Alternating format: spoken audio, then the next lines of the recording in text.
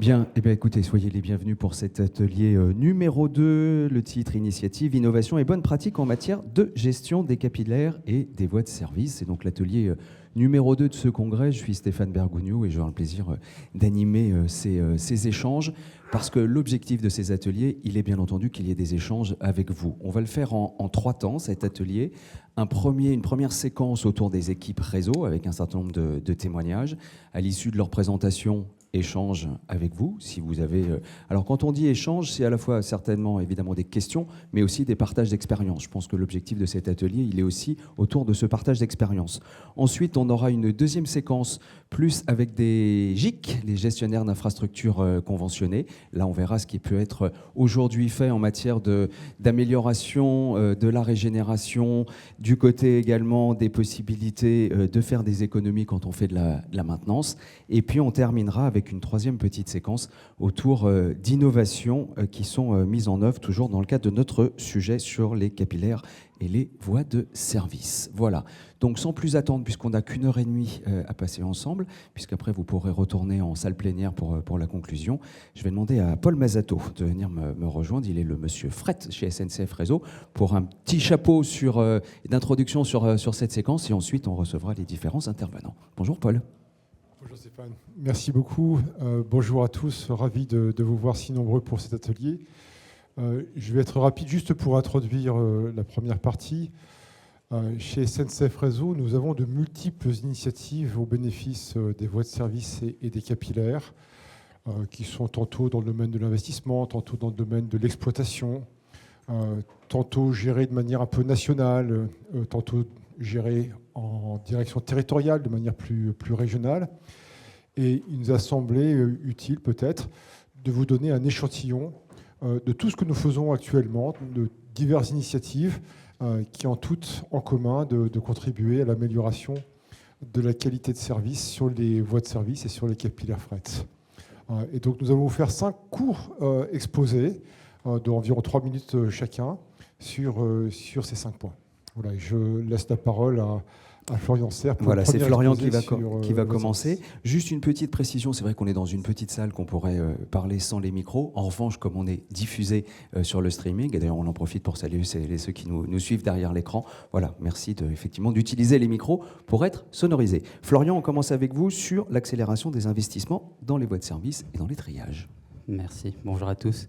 Alors déjà, peut-être un rappel, mais qui sera une évidence pour une grande partie d'entre vous si vous êtes là aujourd'hui, c'est que les voies de service, c'est un indispensable pour le fret ferroviaire. C'est un actif, si on ne l'avait pas aujourd'hui, on aurait des fortes dégradations du trafic fret, donc on a tout intérêt à le maintenir à flot. Donc pour ça, je vais vous citer quelques chiffres. Aujourd'hui, les voies de service, côté réseau, ça représente 9600 km de voies. Sur ces 9600 km de voies, on a un peu plus de 3000 voies, 3000 km de voies qui sont à l'offre de service, donc les EF peuvent en faire la demande. Sur ces 3000 km, on a, selon les horaires de service, entre 1500 et 1800 km qui sont commercialisés chaque année aux EF. Donc ça m'amène à vous proposer 2 constats. Le premier, c'est qu'on a un fort besoin d'investissement pour régénérer ce patrimoine, le maintenir à flot, et que SNCF Réseau ne peut pas le porter tout seul. On a besoin de financement externe, d'une part parce que SNCF Réseau n'aurait pas les moyens de le faire tout seul, et d'autre part parce que ça aurait un impact très direct sur les redevances que paient les entreprises ferroviaires, et le modèle ne serait probablement pas soutenable. Donc s'il y a quelque chose à retenir sur ce que je vous dis là aujourd'hui, c'est que le modèle économique des voies de service, il est largement dépendant d'un financement massif externe. Et donc, on voit sur ce schéma que depuis 3 ans, SNCF Réseau a radicalement changé de braquet sur les voies de service, notamment en matière d'investissement, avec notamment une contribution forte de l'État depuis 2022 maintenant, chaque année, à hauteur de 60% environ du coût total des projets sur les voies de service. Et depuis 2024, donc c'est relativement neuf, on a aussi réussi à obtenir une subvention de l'Europe qui va nous permettre d'investir massivement sur nos outils de tri à la gravité, à la fois les voies de service, mais aussi les équipements spécifiques de tri. Donc là, je vous ai récapitulé un petit peu sur ce schéma. On voit bien l'inversion de tendance en termes de montant financier. et les différentes conventions de financement que nous avons avec l'État et l'Europe, et puisqu'on travaille dans le cadre du LISFRET pour les années à venir. Au niveau du deuxième constat, l'ampleur du patrimoine que je vous ai décrit à régénérer, finalement, il y a un risque de dispersion des investissements. Donc pour éviter ça, et on peut passer à la slide suivante, on a une nécessité de connaître l'utilisation qui est faite des voies, de connaître le besoin des clients dans l'avenir, le besoin présent et le besoin à venir. Et donc pour ça, donc déjà SNCF Réseau développe ses outils SI pour améliorer sa connaissance des trafics sur les sites. Et d'autre part, les mots à retenir pour cette partie-là, ce sont vraiment les facteurs de succès si on veut vraiment régénérer ce patrimoine, c'est l'anticipation et la concertation. Donc l'anticipation, elle passe par de la transparence des SNCF Réseau sur ces programmes d'investissement. Là, je vous ai montré un exemple un petit peu de ce qu'on peut communiquer à l'occasion de différentes instances externes sur nos programmes d'investissement. Donc désormais, on communique avec des cartes, on communique avec des tableaux détaillés sur nos programmes. Ce qu'on attend évidemment de la profession notamment, c'est qu'il y ait une concertation, qu'on nous dise ok, là c'est intéressant, là c'est peut-être moins intéressant. Toutes ces discussions doivent avoir lieu en local, on peut avoir des boucles de rattrapage au national également, mais l'idée c'est vraiment d'atterrir sur des programmes concertés ensemble et qui permettent de régénérer cette infrastructure et répondre à vos besoins. Donc je vous ai décrit là pour terminer les règles générales de financement pour toutes ces opérations. Merci pour votre écoute. Merci Florian. Alors prenez des notes si vous avez des questions après pour revenir sur ces sujets-là. Là, on a vu cette progression et l'accélération des investissements. Et pour savoir où on met les bons investissements au bon endroit, il faut qu'on sache quelle est l'utilisation qui pourrait en être faite et d'où cette concertation. On parle maintenant de l'amélioration du transport des céréales avec Nicolas Rousseau. Bonjour à tous. Donc là, nous sommes plutôt sur une notion de bonne pratique. Pour information, en 2018, quelques grèves. Et le préfet de région en Bretagne nous appelle et nous dit « Messieurs, vous n'avez pas le droit de faire s'effondrer la filière agricole bretonne, puisqu'il paraît que nous avons beaucoup de cochons, quelques vaches et poules en Bretagne, et donc il faut que les trains de céréales arrivent, il faut nourrir les Français. » Donc tout ça, ça nous impose de mettre en place une instance de dialogue multirégional. Pourquoi multirégional ? Puisque la Bretagne ne fabrique que très peu de céréales, elle les fait venir du centre Val-de-Loire. Donc c'est mis en place autour de la table un certain nombre d'acteurs, pas que SNCF Réseau, et c'est là la force de cette bonne pratique. On a mis les céréaliers, on a mis les fabricants d'aliments du bétail, on a mis les EF, bien sûr, tout un nombre d'acteurs qui font qu'on arrive à faire circuler ces céréales, principalement du centre Val-de-Loire, vers la Bretagne. Donc ce travail collaboratif, il a permis de développer un certain nombre de choses. Il a permis de développer des outils. Parce que tout le monde a été d'accord pour partager son information, puisque là, l'information était utile et nécessaire pour faire que les trains puissent circuler. C'est-à-dire qu'il fallait savoir tout ce qui se passait. Donc ça veut dire qu'on a mis une cartographie de l'ensemble, mis en place une cartographie de l'ensemble du réseau qui touchait aux céréales. Donc aujourd'hui, vous avez un fichier interactif qui permet de savoir à quoi ressemblent les ITE des clients, donc les installations terminales embranchées, qu'est-ce qu'on peut faire dessus, et ainsi de suite. Ça sert aux EF. Et ça marche du côté et des céréaliers et des fabricants. Comme ça, n'importe quel EF peut savoir comment gérer et comment adapter ces circulations. Là, il y a les dates d'ouverture, il y a tout ce qu'il faut. Ça, c'était un premier outil. Un deuxième outil, c'est la réutilisation de ce qu'on appelle un fichier de concomitance.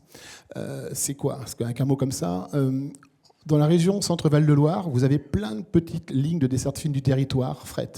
Sauf que sur ces lignes-là, vous pouvez faire un train par jour, quand vous avez de la chance, 2.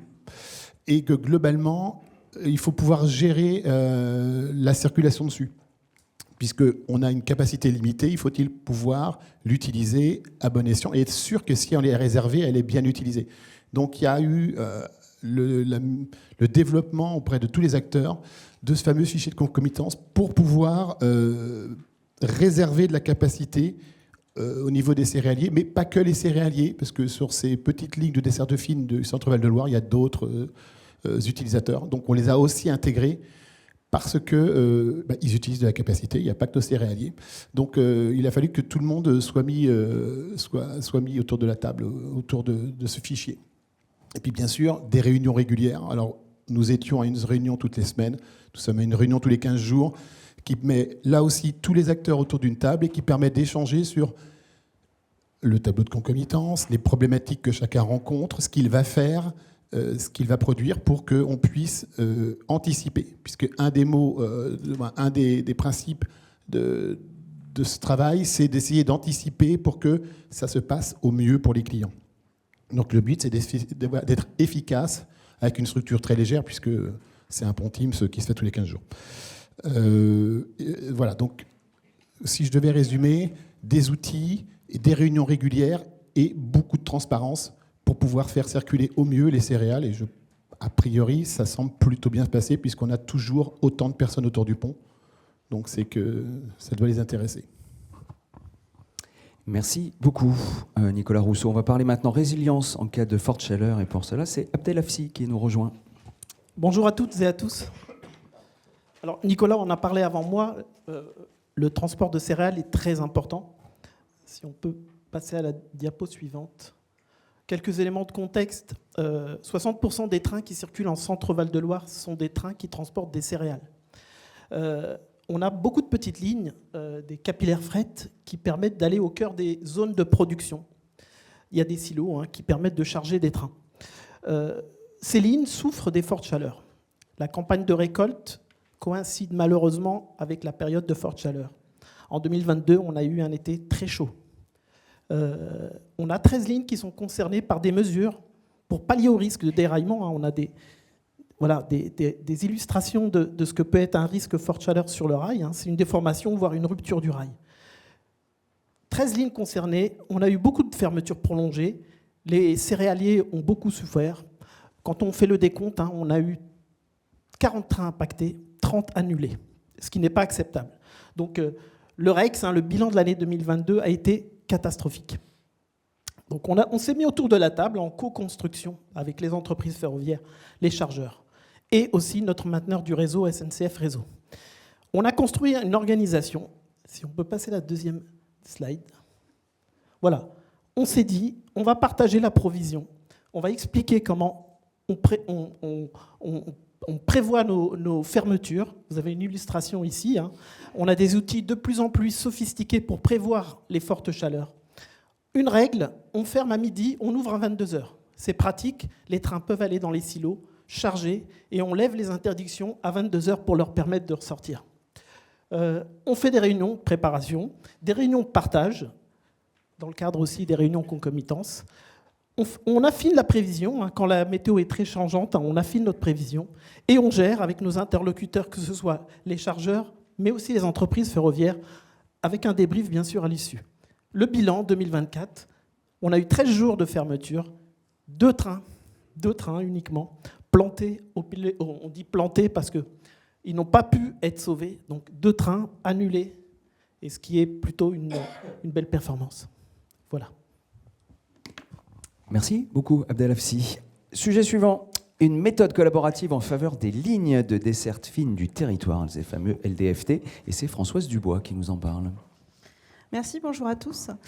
Françoise Dubois, nouvelle arrivée chez SNCF Réseau. J'étais plutôt côté innovation groupe SNCF précédemment, mais je vais vous parler d'une innovation méthodologique. On appelle ça un Spot Lab chez nous. C'est un outil collaboratif en faveur des lignes de desserte fine du territoire. Donc c'est en continuité avec le guide de lignes de desserte fine du territoire, mais aussi appliqué à des capillaires fret. Donc en fait, l'idée, c'est de croiser les besoins en mobilité avec les contraintes de conception, d'exploitation et de maintenance. C'est un travail collaboratif. Alors c'est une démarche qui a été initiée par SNCF Réseau en 2020, qui s'appuie sur une méthode, sur une chaire théorie et méthode de la conception innovante avec les mines. Et l'idée, c'est d'arriver à re-questionner, à sortir de « on ne peut pas faire », pour aller trouver des solutions frugales. Puisqu'en fait, si on applique les référentiels de conception en vigueur, on est sur des objectifs de pérennité de 40, 50 ans. Et l'idée, là, c'est d'aller trouver des solutions frugales adaptées aux lignes. Donc, on change, on renverse le raisonnement et on essaye, de manière collaborative, de trouver le juste nécessaire avec les attentes des différents partenaires. Et on regarde ça sous 3 angles. L'angle financier, donc on limite les coûts, mais aussi l'angle socio-économique. L'idée, c'est de penser offre-territoire. Et enfin, technique, c'est ce que je vous disais, pour trouver des solutions innovantes ou dérogatoires en regardant la ligne en particulier, en fait. Dans un univers, comme certains disent, de prêt-à-porter, on essaye de faire du sur-mesure. Alors, sur la méthode, donc c'est 4 ateliers d'une demi-journée où on invite les différents interlocuteurs d'SNCF Réseau et on invite aussi les clients ou les AOM au premier atelier et au dernier. Donc on commence par une démarche assez ouverte. Donc on peut avoir l'impression que ça part dans tous les sens, mais on a aussi besoin de ça. Et pour après refermer petit à petit et définir le périmètre, ensuite trouver des options et se mettre d'accord collectivement pour porter collectivement aussi avec les clients les risques possibles. Donc on va être dans de l'analyse de risque aussi sur ces solutions. Alors après, on a différents groupes thématiques qui peuvent être sollicités avec des experts en centrale. Donc je vous ai mis certains intermétiers qui sont sollicités. On est souvent sur tout ce qui est voie, plateforme, et aussi ouvrage d'art, ouvrage en terre, ouvrage hydraulique. Alors, sur la slide suivante, on a mis en place ces ateliers SpotLab sur des capillaires fret Auvergne-Rhône-Alpes, sur Thouars-La Roche-sur-Yon, qui est une ligne mixte. Et d'ailleurs, je crois que les acteurs locaux ont continué sur 2 capillaires fret en régional. Et puis récemment sur les Aubrais et Pithiviers en Janville. Donc l'idée aussi avec ma venue, c'est de capitaliser sur les solutions innovantes qui ont pu être trouvées sur des cas particuliers pour voir si on peut les appliquer à d'autres cas. Voilà. Merci à vous. Merci beaucoup Françoise Dubois. Et on termine avec le réemploi des matériaux et c'est Claire Hofstotter qui nous en parle. Bonjour à tous. Donc, moi, je suis chef de projet recyclerie et je vais vous parler du réemploi des matériaux qu'on met en place depuis 5 ans chez SNCF Réseau. Donc là, vous avez une cartographie en fait, de nos sites industriels qu'on appelle aussi nos démonstrateurs. Vous avez 2 carrières artificielles, Lille et Miramas, pour tout ce qui est granulat. Une recyclerie à Beaune pour tout ce qui est menu matériel voie et un éco-stock à Gevrey pour tout ce qui est matériel dimensionnant type traverse béton. Cette carte, ce qu'il faut savoir, c'est que ce sont les sites actuels qu'on a développés, mais bientôt peut-être qu'il y en aura d'autres. Et si on a des besoins particuliers qui nous remontent, on peut anticiper en fait l'ouverture même temporaire de sites pour stocker du matériel et approvisionner du matériel d'occasion. Sur la slide suivante, je vous présente de manière non exhaustive quelques produits que nous avons. Du ballast grande qualité pour tout ce qui est ligne à grande vitesse. Du ballast un peu différent pour voies de service et petites lignes. Des produits pour les BTP. Du sable de piste. Sur la partie recyclerie, on va avoir à peu près 2000 références différentes. Du menu matériel voie caténaire et de la signalisation non sensible. Et sur la partie éco-stock, des traverses béton et des panneaux de voie. Tout ce matériel-là, vous pouvez les retrouver sur notre site internet. J'ai imprimé un petit paquet de flyers pour que vous puissiez avoir l'adresse et nos contacts pour pouvoir aller sur le site internet découvrir nos produits. Aujourd'hui, la partie matériel voie est assez fournie. Matériel roulant, outillage et BTP est en cours de construction. Donc, si vous ne trouvez pas ce que vous voulez, n'hésitez pas à nous contacter. Et nous, en fait, on se mettra en ordre d'action pour essayer de vous trouver les matériaux dont vous avez besoin. Et en conclusion, en fait, chez nous, rien ne se perd, tout se transforme, c'est du bon sens industriel. Merci. Merci beaucoup. Et merci à vous 5 d'avoir respecté les timings. Vous êtes allés à l'essentiel à chaque fois sur l'ensemble des sujets. Est-ce qu'il y a des questions ou peut-être des partages d'expériences, des témoignages par rapport aux problématiques qu'on vient d'évoquer? Vous êtes juste assis sur mon manteau. Hop, je vous lève juste un petit peu. Hop là, super. Comme ça, je pourrais bouger la chaise et me mouvoir un petit peu mieux. Oui. Alors, on va vous apporter un micro. Bonjour, Olivier Depré d'Europort. J'avais une question concernant les voies de service. Pourquoi, à l'instar du modèle GIC, il n'y a pas un système de conventionnement, de sous-traitance, de la maintenance des voies de service à des entreprises privées, puisque je pense que sur le modèle GIC et sur bien d'autres opérations de travaux, on a démontré nos capacités, et j'ai l'impression que sur les voies de service, il y a une petite chasse gardée. Paul veut répondre. Je pense qu'il n'y a pas d'idéologie dans l'affaire. La petite difficulté des contrats GIC, c'est qu'il y a un certain coût fixe administratif. Il y a toute une documentation contractuelle à créer. Et ce coût fixe, il est d'autant plus intéressant qu'il peut être amorti sur un investissement assez lourd, assez important. Par exemple, on ne ferait pas de GIC sur un capillaire de 2 km alors qu'on le fait sans problème sur un capillaire de plusieurs dizaines de kilomètres. Sur les voies de service, par construction, on est sur des voies qui sont relativement courtes. Donc pour que ça ait un sens, et je pense qu'une fois encore, on n'a pas d'idéologie qui nous amènerait à exclure cela, mais pour que cela ait un sens, il faudrait qu'on regroupe un nombre assez important de voies de service pour que le coût fixe de la gestion contractuelle puisse être amorti sur un investissement assez important. Alors, attendez, juste parce que je rappelle qu'on a des gens qui nous suivent derrière les écrans. Merci. Donc je disais, sur la présentation, on a vu qu'il y avait beaucoup de voies de service qui allaient être régénérées par région, avec parfois des linéaires et des montants quand même qui dépassent finalement ceux d'un GIC, en tout cas en montant, peut-être pas en kilomètres. Oui, c'est vrai, mais comme vous l'avez constaté, c'est relativement récent, donc il faut qu'on absorbe tout ça et qu'on gère un peu cette croissance. Mais j'ai bien... Tu as mes coordonnées. On va parler après des modèles économiques des GIC, justement. Ce sera la prochaine séquence. Tac, c'est celui... je sais plus. Oui, c'est ça, c'est bon. D'autres questions, peut-être, sur les sujets évoqués, les bonnes pratiques? On a vu qu'il était nécessaire de faire beaucoup de concertation pour réussir ça. Est-ce que... Oui, monsieur, on va vous apporter le micro. Jean-Louis Roux, Rail Histoire. Moi, c'est une question qui n'est pas complètement dans le sujet, mais qu'est-ce que c'est qu'une voie de service? Alors, Florian va nous répondre. Ou Abdel Hafsi. C'est quoi une voie de service? Alors, le réseau ferré national, il y a plein de lignes qui relient des complexes ferroviaires, donc toutes les villes, les grandes, les petites villes. Le réseau ferroviaire ne peut pas fonctionner sans voie de service parce que les trains ont besoin de s'arrêter pour diverses opérations.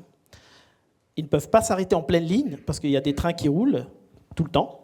Donc on prévoit des voies de service qui sont destinées aux besoins du réseau pour la circulation des trains, mais aussi pour les entreprises ferroviaires, pour les visites, pour les contrôles, pour les relèves de mécanos. Donc elles sont indispensables et il en faut beaucoup. Oui. Oui, tac. C'est sportif, hein. Bonjour, Vincent Herlemont, Digirel Expertise. Merci pour la question du coup des voies de service. La question sous-jacente, quel référentiel de maintenance vous appliquez sur les voies de service fret et les voies de service voyageurs? Parce que c'est un petit peu la question qui va avec. Alors, Florian Serre. On a un référentiel de maintenance qui existe évidemment, mais je ne suis pas certain aujourd'hui qu'on fasse la différence entre les voies de service voyageurs et les voies de service fret. Pour nous, ça reste des voies de service. Elles ont des catégories de maintenance en fonction si elles sont circulables ou pas circulables. Et après, c'est un niveau de service qui est proposé, dont est dépendant un niveau de maintenance qui est fait derrière. Mais il n'y a pas de distinction à proprement parler aujourd'hui en termes de politique de maintenance entre des VS voyageurs et des VS fret. Alors, d'un point de vue réglementaire, les voies de service, il n'y a pas de train transportant des voyageurs. Donc, sur le fret, il y a les voies de service, par contre, autorisées à la circulation des wagons de marchandises dangereuses, où là, il y a quand même des règles de maintenance un peu plus strictes. Mais sinon, voie de service, c'est du matériel sans voyageurs. Donc, voilà. Et juste pour Jean-Louis Roux, alors la définition réglementaire des voies de service, c'est toutes les voies autres que les voies principales. Voilà. Donc les voies principales, ce sont les voies qui relient les gares entre elles. Et dans les gares, ce sont les voies qui sont autorisées à la circulation des trains transportant des voyageurs. Transportant des voyageurs. Voilà. Donc sur les voies uniques à trafic restreint, 9 SV, c'est des lignes qui sont normalement dédiées au trafic fret, mais ce sont bien, pour la voie de circulation, c'est bien une voie principale, avec donc les règles de maintenance de voie principale. Florian Serre pour un complément. Un complément aussi, c'est qu'on a énormément de voies qui sont mixtes aujourd'hui, qui ne sont pas soit fret, qui sont soit fret, soit voyageurs, mais il y a beaucoup de mixité, notamment dans les voies de circulation, justement. Donc il n'y a pas de différenciation. Il y a juste une exception pour les militaires en termes de transport de voyageurs, je crois. Ah, on les considère comme quoi? C'est des personnels, mais ce ne sont pas des voyageurs, puisqu'il n'y a pas de billet, il n'y a pas de contrat de transport. D'accord. Voilà. Oui, alors, monsieur, pour peut-être la suite, et ensuite monsieur. Pour compléter, du coup, par rapport à la question, demain, avec les nouveaux référentiels, enfin les nouveaux régimes de sécurité, voie ferroviaire locale fret et voie ferroviaire locale voyageurs, est-ce que côté SNCF Réseau, vous avez une réflexion sur l'application de ces régimes de sécurité-là dans le futur? Paul Mazato.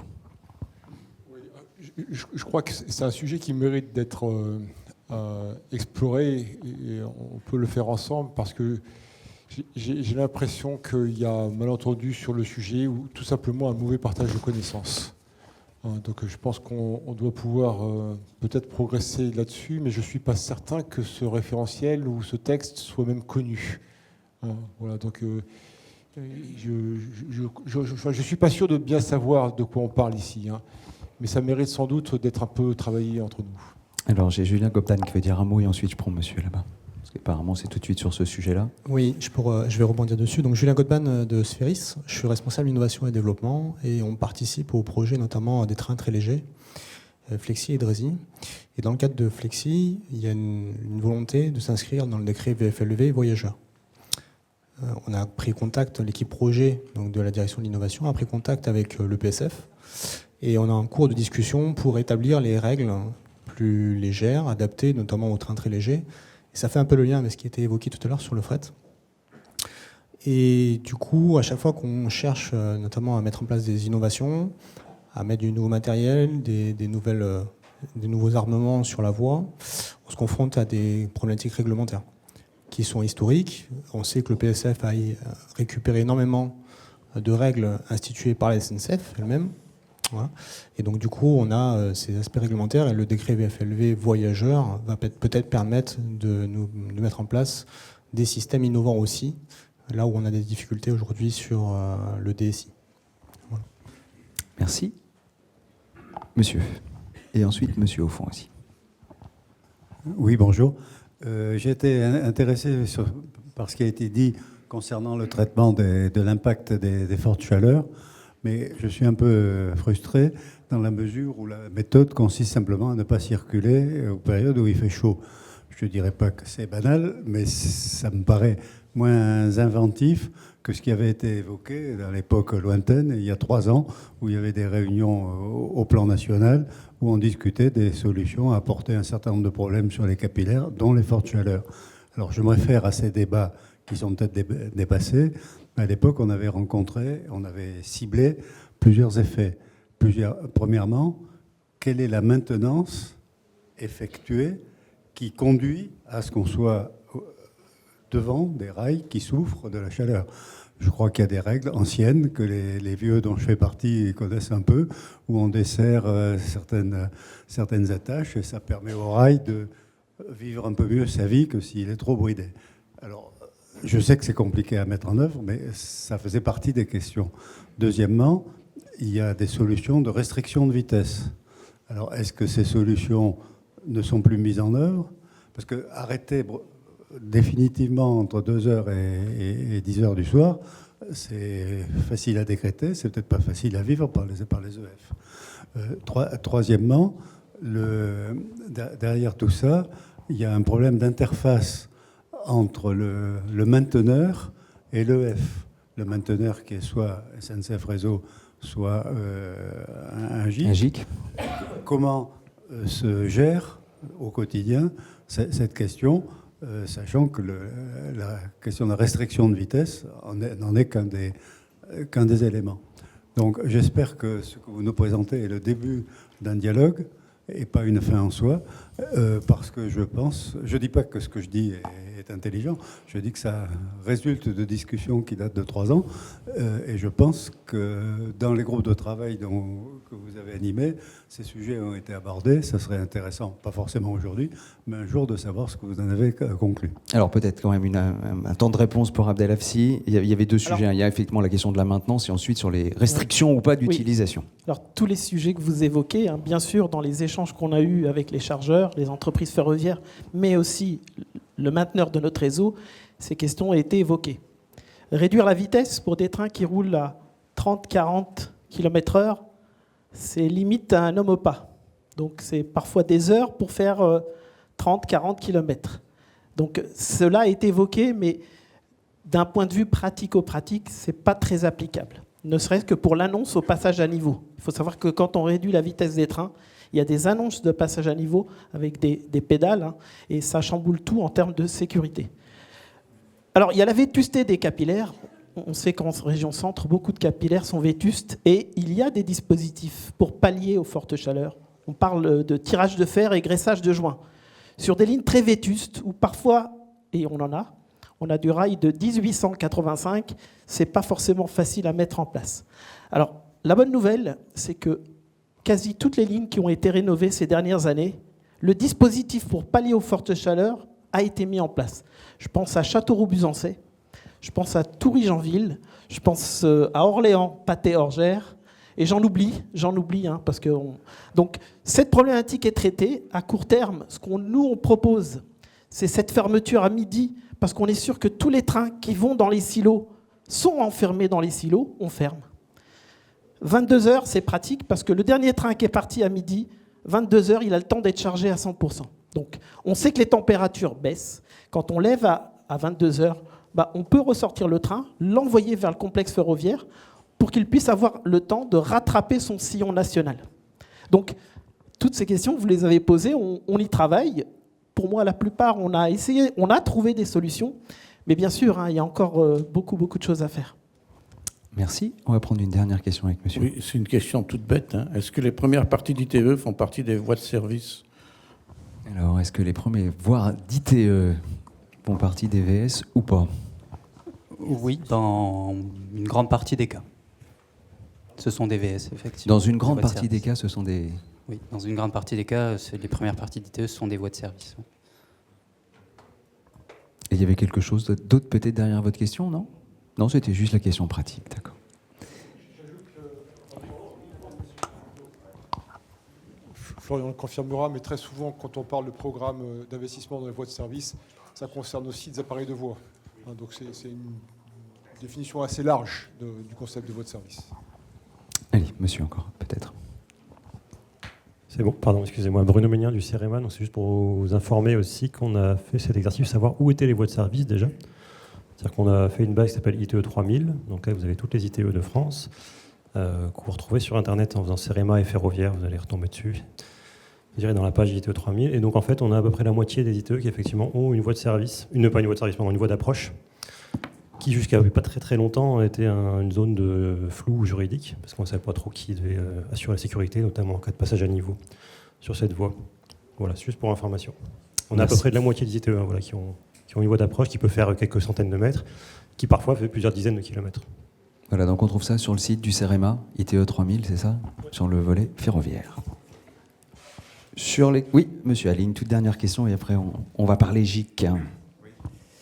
Étienne Boussier, l'association des Amis de Railcoop. Donc, depuis que la société coopérative Railcoop a disparu, certains sociétaires ont décidé de continuer le projet. Et nous avons actuellement, sur une association que nous avons recréée, donc 1000 personnes qui nous suivent et 250 à 300 membres inscrits à cette association. Alors, l'idée de cette association, ce n'est pas de recommencer l'histoire de Railcoop, c'est de repartir à zéro et de réfléchir d'une manière différente, notamment dans un esprit collaboratif, comme Madame Dubois nous l'expliquait, c'est-à-dire en 4 éléments, si l'on veut, c'est-à-dire informer de sujets ferroviaires, de proposer des réunions pour expliquer aux gens intéressés le sujet ferroviaire. Donc ça s'adresserait à 3 publics. Le public en tant que tel, parce qu'il est quand même concerné, même si c'est du fret. Les entreprises, bien sûr, et les jeunes. Alors les jeunes, pourquoi? Parce que quand on réfléchit à un jeune aujourd'hui, on lui apprend à conduire une voiture, il passe le permis de conduire, il conduit une voiture, on ne lui a jamais parlé de ferroviaire. Sauf quelques exemples qu'on a vus ce matin, effectivement. Voilà, ça a été dit effectivement sur la table ronde numéro 3 de ce qui a été mis en place par les filières, notamment pour valoriser les métiers du ferroviaire. Quand on a expliqué notre sujet et qu'on a des gens intéressés donc, par le sujet, on va les inviter en table ronde à échanger dessus et commencer à noter, ah, ici ça va bien, ici il manque quelque chose, ici ça va pas, etc. Et donc, dans un dernier temps, on va réunir les gens vraiment intéressés pour essayer de bâtir un projet à partir des choses concrètes que les gens nous ont dit. Donc, ça concerne les voyageurs, mais aussi, et peut-être surtout, le fret, effectivement. Alors ensuite, on est parti d'une deuxième constatation. Depuis 100 ans qu'on fait du fret ferroviaire du meilleur industriel, on s'aperçoit quoi aujourd'hui? Que le transport routier a énormément évolué. On avait autrefois une semi-remorque savoyarde, on a aujourd'hui des belt outliners, etc. Et pendant ce temps, qu'a fait le ferroviaire? Eh bien, il a agrandi ses wagons, puisqu'on a des wagons maintenant qui font jusqu'à 22 mètres, je crois, de longueur. Et pour le reste, il n'a pas fait grand-chose d'autre. Il a des côtés coulissants, il a un toit coulissant, mais il n'a pas du tout les fonctionnalités du camion d'aujourd'hui. Question, pourquoi ne les aurait-il pas? Donc, on inventorie très rapidement les équipements d'une semi-remorque actuelle. Donc, elle s'ouvre sur les côtés et sur le dessus complètement, ça c'est connu. On lui ajoute un haillon élévateur derrière pour pouvoir poser le fret par terre. On l'a équipé d'une mini-grue embarquée pour aller porter des colis à une dizaine ou une douzaine de mètres de distance. Ça peut être des colis lourds, puisqu'on a des capacités de supérieures à 1 tonne. Et puis, troisièmement, on lui a embarqué un chariot élévateur pour faire toutes les autres livraisons que le camion ne peut pas faire lui-même. Donc, l'idée est toute bête. Est-ce qu'on ne peut pas avoir un wagon qui fait la même chose? Alors, je ne suis pas sûr qu'on ait les gens ici qui sont en capacité de nous répondre là-dessus. Je vais vous donner un début de réponse. Mais alors, un tout petit début, alors, parce que vraiment, après, je voudrais qu'on revienne quand même sur notre sujet essentiel, sur la maintenance des VS et des capillaires. Alors, on va y venir une seconde. Donc, l'idée, c'est quoi? C'est à partir d'une feuille blanche, de construire une maquette artisanale, ce que nous allons faire, de la présenter à Saintes, pour ceux qui connaissent. Il y a un campus ferroviaire, où on retrouve des jeunes, des entreprises ferroviaires, des professionnels du ferroviaire et des industriels. Et à partir de cette maquette, on va dire aux industriels, messieurs, êtes-vous capables de nous faire une vraie maquette professionnelle pour un jour avoir un vrai prototype qui roulera sur les rails? Bon, je passe les détails. J'ai ce wagon. J'organise comme un camion une tournée pour aller enlever mon fret sur des lignes capillaires ou de livret. Qu'est-ce que fait mon wagon? Quand il y a une ETE ou une loi de service, il s'arrête normalement. Quand il n'y a rien, qu'est-ce qu'il fait? Pourquoi il ne s'arrêterait pas? Parce qu'il y a un gros client à côté. Nous avons fait une petite étude de terrain sommaire entre Toulouse et Mazamet. Nous avons une douzaine d'entreprises qui sont contre la voie ferrée, c'est-à-dire séparées de la voie ferrée de quelques mètres. Il y en a une qui a une ITE qui marche. Il y a d'autres ITE qui sont dans les broussailles. On ne sait pas si ça marche ou pas. L'idée, c'est quoi? C'est dire, comme le routier, j'arrête mon train et mon wagon devant le client, je décharge. Ça ne prend pas beaucoup de temps. Un camion met 1 heure pour se décharger, un wagon fera 1 heure pour faire ses 30 palettes, et il continue chez le client suivant. Alors, pourquoi on peut faire ça à certains endroits? Non, mais je pense qu'il va falloir vraiment que vous alliez vraiment à l'essentiel en 2 phrases maintenant, parce que je voudrais vraiment... Parce qu'on a un petit sujet de timing derrière. Que je sache, il y a des 2000 à 4000 lignes capillaires dans le réseau. Que je sache, les 2 tiers reçoivent entre 0 et 3 trains par jour. Donc cela, on n'aura pas de problème pour rajouter un dernier train. Quand il y a plus de trains, et dans le cas de Mazamet, il y a 12 TER par jour, en regardant de près, on s'aperçoit qu'entre 9h et midi, il n'y a aucun TER qui circule, et donc on a un créneau disponible pour ceci. Et donc là, ça a des conséquences sur la productivité du transport ferroviaire, donc sur la tarification qu'on va pouvoir faire à partir de nos coûtants et présenter aux clients en disant, messieurs, vous faites du camion, je peux faire la même chose, presque la même chose, en wagon. Merci beaucoup. Applaudissements, s'il vous plaît, pour ce témoignage et toute cette construction complète de cette réminiscence de l'association RAICOP. Merci beaucoup d'avoir été avec nous. Alors, on va parler maintenant pratique, initiative et innovation pour la réduction du coût de la maintenance et l'amélioration de l'exploitation. J'ai 4 intervenants pour cette séquence. C'est Olivier Depré, Jérôme Buon, Julien Godban et Philippe Rocher. Bonjour à tous les 4. On peut les accueillir, s'il vous plaît. Alors, en plus, vous restez debout, comme ça, on sait qu'on va être court. Il nous en manque un? Philippe? Non, mais parce que Philippe, il fait la conclusion, c'est pour ça. Philippe Rocher, président du SCTVF, vous l'avez sans doute vu déjà sur scène ce matin. À ses côtés, Julien Godban, il a parlé tout à l'heure, c'est le responsable innovation et développement de Sphéris.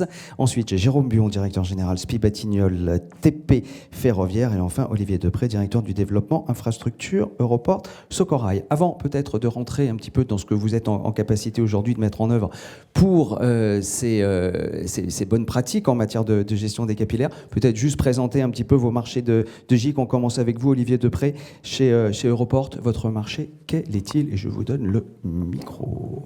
Bonjour. Donc nous, on est arrivé sur le marché de la gestion d'infrastructures en 2010 au travers des ports autonomes qui se sont vus transférer leur patrimoine par RFF. Et donc les premières années de notre développement ont été très axées sur la gestion d'infrastructures déléguées sur les ports maritimes.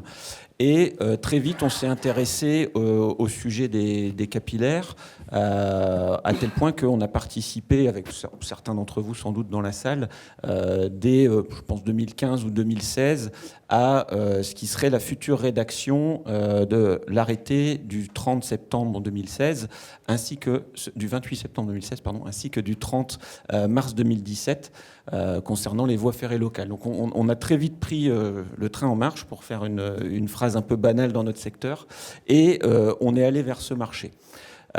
Aujourd'hui, on est titulaire de 6 lignes en Grand Est et dans les Hauts-de-France pour à peu près 150 km. Pour vous donner une idée des chiffres que j'ai, j'attends la confirmation de Paul, les marchés GIC en France devraient représenter à peu près 500 km. Donc si on se dit que sur le réseau capillaire circulé, il y a 2000 km aujourd'hui, on peut estimer que grosso modo, il y a 25% des lignes capillaires en France qui sont sous contractualisation GIC. C'est insuffisant, forcément, d'autant qu'il n'y a que 3 régions sur 11 qui sont aujourd'hui concernées par le modèle de contractualisation GIC. Aujourd'hui, sur vos marchés GIC, vous êtes sûr de la maintenance et travaux?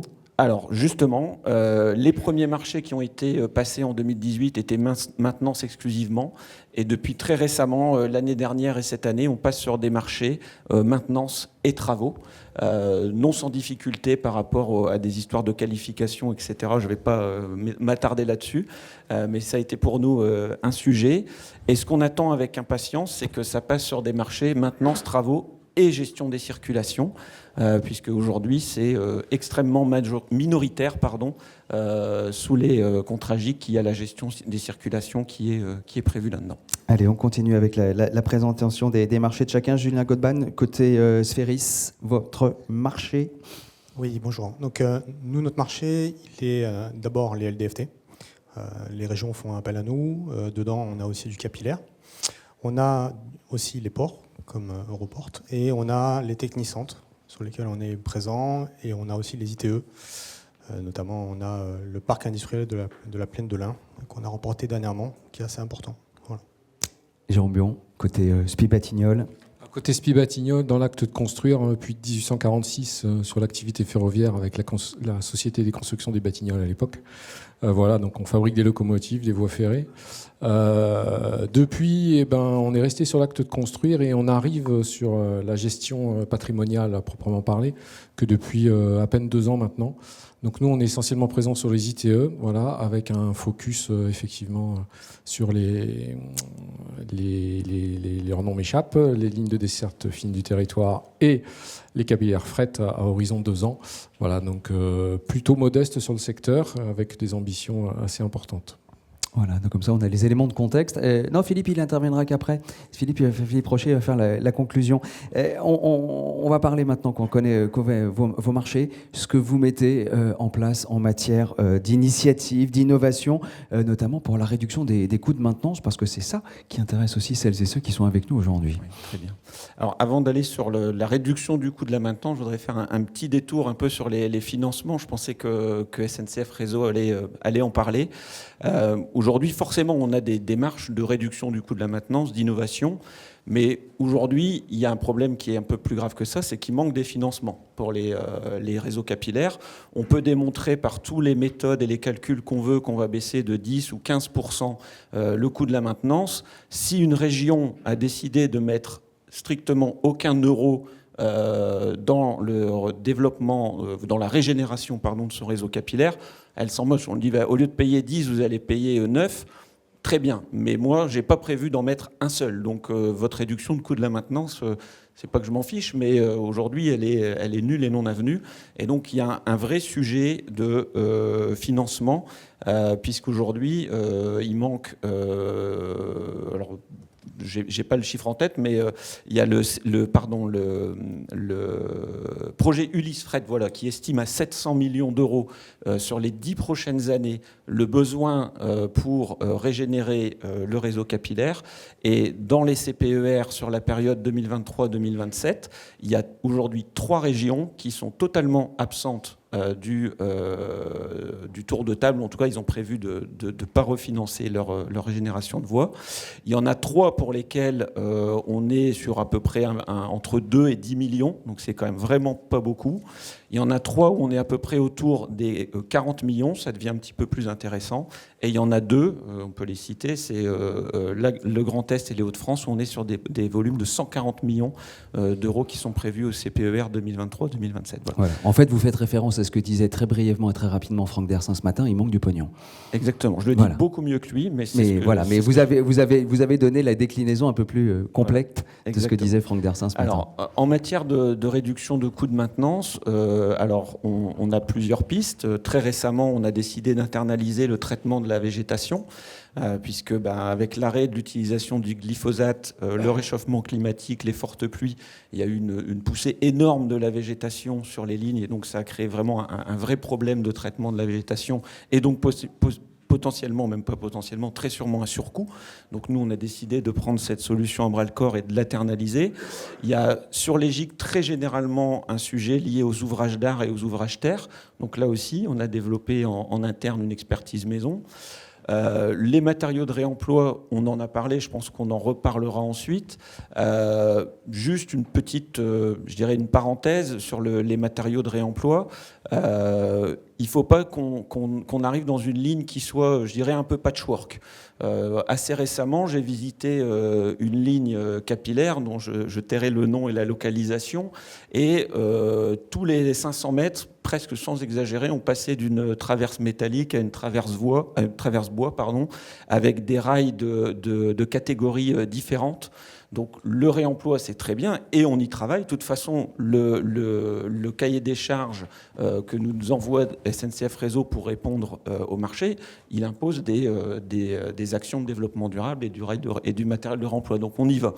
Mais attention, il faut que ce soit un process, selon moi, qui soit vraiment industrialisé et qui soit concerté avec le maître d'ouvrage pour ne pas se retrouver avec des problèmes dans 4, 5, 10 ans, d'avoir une ligne complètement patchwork avec là des selles, là pas de selles, là du rail, de la traverse métallique et là de la traverse bois. Donc, on se retrouve avec du puzzle sinon sur le voilà. Et sur ensuite, il y a le sujet de capter ce matériau de réemploi, parce qu'aujourd'hui, il y a beaucoup de matériaux que la SNCF retire de ses voies qui sont recyclés. Et donc, qui dit recyclé, c'est les rails sont refondus. Et donc, on ne peut pas les remettre quelque part puisqu'ils sont refondus. Et si on doit les racheter un jour, ils ne sont pas moins chers que des rails neufs. Donc là aussi, il y a la manière de capter et de s'assurer que ça vient vers nous pour ces lignes-là, au détriment potentiellement d'autres lignes. Encore 2 tout petits exemples. On a en interne un wagon de mesure en charge de la voie. Ça nous permet d'être beaucoup plus autonome, beaucoup plus réactif et d'avoir surtout la maîtrise de la data pour ensuite travailler sur des maintenances prédictives ou ce genre de choses. Jérôme Buon, côté SPI Batignolles, je sais que le matériel de réemploi, c'est aussi un des piliers sur lequel vous vous appuyez, mais ce n'est pas le seul. Non, c'est pas le seul. Alors le premier, alors je ne sais pas s'il y a des chargeurs dans la salle. La première chose à faire, c'est de ne surtout pas résilier votre convention de raccordement avec SNCF Réseau. À partir du moment où vous avez résilié ça, quelques mois, voire quelques années après, vous allez être déconnecté puisqu'il y a un RVB qui va passer devant chez vous et vous ne serez plus jamais connecté au réseau ferré national. Quand vous voudrez vous reconnecter dans 2, 3 ans, 5 ans, 10 ans derrière, ça vous coûtera des centaines, pour pas dire des millions d'euros. Et généralement des plannings très étendus. C'était juste une parenthèse, mais pour dire que la première chose qu'il faut faire, c'est surtout pas se déconnecter, parce qu'après, derrière nous, on ne pourra plus rien faire pour vous. Voilà, mais j'ai vu des acquiescements pendant que vous parlez. La deuxième chose qui est très très importante pour nous, c'est effectivement, alors nouvel acteur sur effectivement la maintenance patrimoniale ferroviaire, c'est effectivement les matériaux de réemploi. Donc je découvre, je pensais que c'était une utilisation interne SNCF Réseau, je découvre qu'on peut avoir accès donc aux matériaux de réemploi de la SNCF, parfait, super. On fait ça, nous, depuis qu'on existe. Alors, avant moi et depuis que je suis là, d'une manière encore plus renforcée, avec plusieurs dépôts sur lesquels on récupère. Donc, on se bat pour démonter des lignes, pour pouvoir les récupérer et pour pouvoir recycler ces matériaux. On se confronte, y compris sur des marchés SNCF Réseau, puisque vous avez une filière de matériaux verts, si je puis dire, où vous allez dans des fonderies et vous faites l'économie de la tonne carbone, qui fait que vous avez plutôt intérêt à l'envoyer dans la fonderie plutôt que nous la vendre à nous. Enfin bon, c'est quelque chose qui est assez compliqué pour nous à comprendre, mais pour le coup, on a vraiment besoin de ces matériaux pour aller demain chez des chargeurs, pouvoir leur proposer des solutions d'entretien et de maintenance à moindre coût. Alors effectivement, en respectant certaines règles pour ne pas avoir un puzzle sur site. Mais c'est très important pour vous de pouvoir avoir accès à ça. Donc ces matériaux de réemploi sont pour nous essentiels sur l'activité pour pouvoir proposer des solutions à nos clients qui sont somme toute à bon prix. Le pire pour nous, c'est que le train s'arrête puisque effectivement derrière, c'est trop cher et donc en face, il y a du camion qui lui a des impacts économiques de coûts qui sont beaucoup plus légers. Ça, c'est le premier pilier. Il y en a un second dont vous m'avez parlé quand on a préparé cette séquence. C'est celui du juste nécessaire en matière de maintenance. Et on verra, on en parlera avec Philippe Rocher juste après. Voilà, alors l'autre impact, et j'ai l'habitude de dire aux clients qu'on est des artisans du ferroviaire, avec un grand A. C'est-à-dire qu'on ne va pas forcément se lancer dans une démarche de RVB totale de la voie, de changer X traverse, ce genre de choses. On va faire le juste nécessaire pour que ça puisse circuler. Alors c'est vrai que nous, on est plutôt sur un marché qui concerne les ITE, même si pour certains... Ils font plusieurs kilomètres et qui sont très très grands. On y circule à vitesse réduite. Donc on adapte systématiquement pour nos clients la maintenance au juste ce qu'il faut pour que le F puisse circuler sans aucune difficulté. On fait appel à des experts indépendants qui certifient notre travail, qui contrôlent notre travail et qui garantissent aux exploitants et à l'ensemble des entreprises qui roulent sur les infrastructures de pouvoir circuler en toute sécurité. Donc ça, c'est très très important. Pour nous, voilà, on s'appuie sur des experts, on a nos propres savoir-faire sur le sujet et on fait vraiment le juste nécessaire pour maintenir ce patrimoine et que le train continue de passer sur ces installations. Julien Gobdan, côté Sphéris. Oui, donc nous, sur la partie bonne pratique, je dirais, ce qui est important pour un GI, ça reste quand même les compétences. On parle de maintenance des infrastructures ferroviaires, c'est de la technicité. Tout à l'heure, on parlait de la saison chaude. On revenait à des basiques de règles de maintenance. La compétence, c'est un facteur clé de performance. Alors, on peut vendre plein de choses. Je vais parler après de choses qui sont un peu plus sympas. Mais la base, pour nous, l'ADN, ça reste la compétence. C'est pour ça qu'on a tous les métiers en interne chez Sphéris. La voie, le SE, le SM, la caténaire. Et aussi, on a agent circulation, on fait aussi de l'ingénierie de maintenance et de l'assistance administrative de travaux. Si je reviens sur l'ingénierie de maintenance, j'entendais tout à l'heure qu'on peut innover, on peut travailler sur, par exemple, la végétation, se doter de ressources. Il reste très important aussi de revoir les modèles de maintenance. Le SNCF a mis en place des modèles de maintenance qui sont du coup hérités, qu'on récupère. En tant que GI, on a la possibilité... On parlait de règles de maintenance tout à l'heure. On a la possibilité d'instaurer nos propres règles. On a des possibilités qu'on doit absolument employer, utiliser. Et pour ça, on a besoin en année de capitaliser sur les infrastructures et de mieux les comprendre. C'est pour ça qu'on s'inscrit en titre de l'innovation énormément avec des industriels, des partenaires, qui sont aujourd'hui, qui nous apportent des technologies qu'on n'avait pas hier, qui permettent notamment de monitorer les installations. Monitorer les installations, ce n'est pas que pour le réseau structurant. Monitorer l'installation, ça peut être aussi pour des voies de service. Mais c'est un périmètre un peu particulier. On ne peut pas tout le temps dupliquer. Économiquement, ça ne marche pas tout le temps. Mais il y a des facteurs favorisants. Par exemple, le fait d'avoir beaucoup d'installations. Si on prend des voies de service, un technicentre, on a beaucoup d'installations à proximité.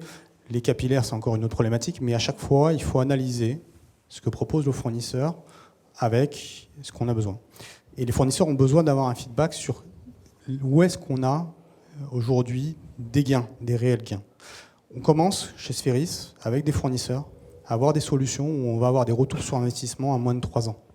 C'est-à-dire qu'à partir du moment où on va commencer à équiper avec des technologies nouvelles, on commence à avoir des gains sur les coûts de maintenance au bout de 3 ans.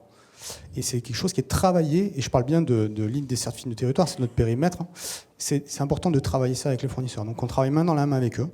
On est assez transparent sur comment on travaille, quels sont nos coûts, pour dire en gros c'est ça le modèle économique. Et une fois qu'on a clarifié le modèle économique, on arrive à trouver la solution qui correspond à notre besoin. Vous évoquiez les compétences il y a quelques instants. Il y a aussi la polyvalence. Ça, c'est quelque chose que vous avez mis en place. Et ensuite, je passe la parole à Philippe Rocher, parce que je voudrais qu'on rebondisse sur le juste nécessaire. Très bien. Oui, donc les compétences, on peut aussi, ce qui est d'important, c'est aussi de mutualiser les ressources. Il se trouve que quand on prend une offre, on essaie de mettre des ressources, et il est difficile de mettre des personnes que d'un seul métier. Donc on essaie absolument de travailler cette polyvalence si on a des cas concrets qui fonctionnent. Voilà. Et il faut savoir que Sphéris aussi, on a plusieurs activités. On fait aussi de la prestation de sécurité, des travaux, ce qui nous donne un maillage territorial qui nous permet d'être là à des endroits avec une force de frappe qui nous permet d'aller chercher des contrats de plus ou moins grande taille. Voilà. Merci. Philippe Rocher, très attentif depuis le début de cette séquence-là. Le juste et nécessaire, c'est quelque chose, c'est un terme que vous avez employé quand on a préparé cette séquence, en disant il faut déjà qu'on se pose la question aussi de ce que l'on veut faire en matière de fret. Absolument. Déjà, les lignes. Alors, je vais parler des lignes de desserte fine du territoire dans lesquelles, à l'intérieur de ces lignes, il y a les capillaires. À peu près 9000 km de lignes. On est quand même sur un tiers du réseau. Donc, c'est pas rien. Il y a des TGV qui circulent sur les lignes de desserte fine du territoire. À peu près 2000 km, un peu plus de 2000 km de capillaires. Donc, c'est quand même quelque chose qui est important sur le réseau. Premier sujet, effectivement, c'est qu'est-ce qu'on veut faire avec ces lignes. Le tout, c'est pas de dire je vais régénérer. Bon, de toute façon, si j'ai pas d'argent, je fais rien. Donc ça, au moins, c'est simple. Alors, on dépose, on met des camions et tout va bien. Par contre, on a des sujets. Et ce matin, c'était très intéressant dans une table ronde. Un des acteurs disait que, effectivement, quand on a déjà des trafics existants, on peut se servir pour reconstruire, refaire des plateformes et se servir de ça. Donc ça, c'est intéressant. Sinon, donc pour revenir sur le juste utile, il va falloir se dire, qu'est-ce que je veux faire de ma ligne? Qu'est-ce qui circule dessus? Déjà, est-ce que j'ai du 10 tonnes à l'essieu? Est-ce que j'ai du 20 tonnes à l'essieu? Est-ce que j'ai du 22 tonnes 5 à l'essieu? Pour quelle durée? J'ai un maître d'ouvrage. Je veux quoi? Je veux juste pouvoir rouler et puis dans 3 ans, on verra. Je veux sauver. Francesca, là, de la directrice territoriale de Centre-Loire, disait aujourd'hui, sur certaines lignes, on sauve. On évite que la ligne ferme, on évite de déposer l'appareil de voie principale. Bon, mais ceci étant dit, ça ne suffit pas. Donc, qu'est-ce que je veux faire avec ma ligne? Est-ce que je la veux pour 50 ans ou est-ce que je la veux juste pour 5 ans? Partant de là, je vais avoir éventuellement un budget et puis je vais définir des solutions. On a travaillé au niveau de la profession et on travaille encore avec des G2I de SNCF Réseau, mais avec d'autres maîtres d'ouvrage sur d'autres modèles. C'est-à-dire, est-ce que demain, on a besoin de mettre une traverse tous les 60 cm? Est-ce qu'on a besoin d'une traverse bois obligatoirement ou béton? Est-ce qu'il n'y a pas d'autres types de traverses? Est-ce qu'il n'y a pas d'autres matériaux? Au niveau des plateformes, pourquoi mettre 15 cm de ballast systématiquement sous les traverses? Est-ce qu'on ne peut pas mettre exclusivement du ballast de réemploi et jamais de ballast neuf, voilà, etc., sur une économie circulaire? Et par-delà, on va pouvoir définir différentes solutions, sachant que la solution la plus extrême, mais qui est la plus intéressante, parce que même si on dit qu'en tant que GIC, on peut définir un peu son modèle de maintenance, on est quand même coincé par des lois, par un certain nombre de lois, et l'idéal pour certaines lignes, c'est de les sortir du réseau, complètement. Et pouvoir, donc, par des décrets, comme on l'a fait sur le Grand Est, notamment, on travaille avec Sphéris, mais pas au titre du SCTF, au titre de mon entreprise, sur certains GIC, et on avance sur ces sujets-là. Et je pense que c'est aussi une solution de sortir des lignes du réseau, et peut-être même en complément de faire appel à des fonds privés. Pour certaines lignes, s'il y a quelques financements régionaux, dans le privé, il y a énormément d'argent. La France, elle est peut-être pauvre, mais il y a beaucoup d'argent quand même dans certaines sociétés privées. Il y a des sociétés qui ont investi dans des lignes à grande vitesse. Il y a des groupes qui veulent investir aujourd'hui sur des lignes capillaires. On a l'exemple sur le Grand Est avec le groupe NGE, par exemple. Donc je pense que c'est aussi un modèle. Donc il ne faut pas oublier tout ça. Innover, effectivement, trouver des solutions autres que celles qui sont dans les référentiels, parce qu'on est un peu bloqué par ces référentiels, même si c'est Thomas Jointot, je crois, qui a sorti un guide des différentes solutions à faire sur les petites lignes, sur les groupes 7, 8, 9 SV.